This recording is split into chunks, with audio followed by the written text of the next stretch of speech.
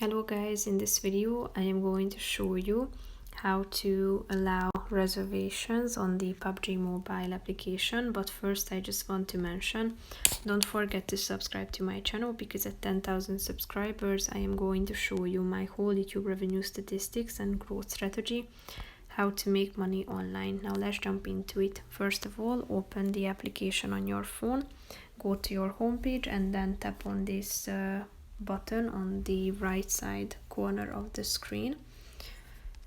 Tap on settings at the top, which is the second option,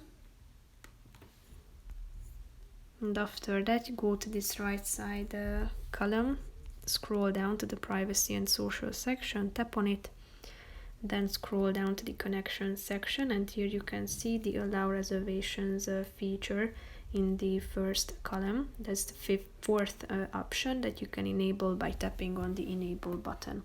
You can also disable it by tapping on the other one. So basically that's it for this video, guys. See you in the next one. Bye bye.